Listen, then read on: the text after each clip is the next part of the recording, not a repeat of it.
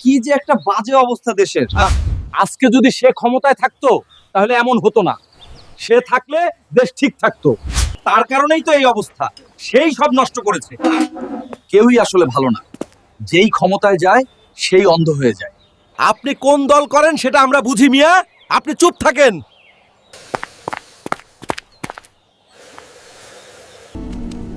আমি কি একটু বলতে পারি? অন্যদিকে দেখেন চাচা, ওদিকে যান।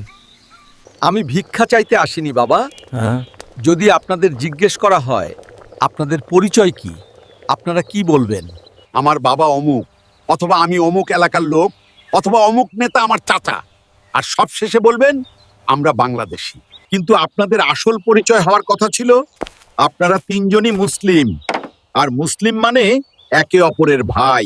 আল্লাহ আমাদের একমাত্র রব, আর আমাদের নেতা নবী মুহাম্মদ সাল্লাল্লাহু আলাইহি ওয়াসাল্লাম। আমরা তার অনুসরণ করার চেষ্টা করি।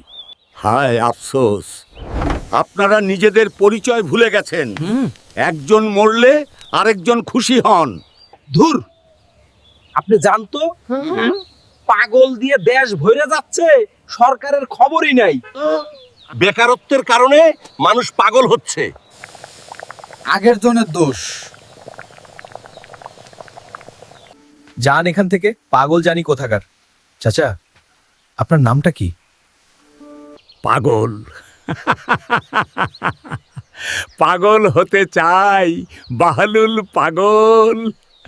সত্যি কথা বললে আজ লোকে পাগল বলে গালি দেয়। চাটুকার আর অযোগ্যরাই সম্মানের মুকুট মাথায় নেয়। বিবেক আজ বন্দি ঘরে, মূর্খরা সব সর্দার। ন্যায় নীতি আজ পথ হারিয়েছে, অন্ধ এ দরবার।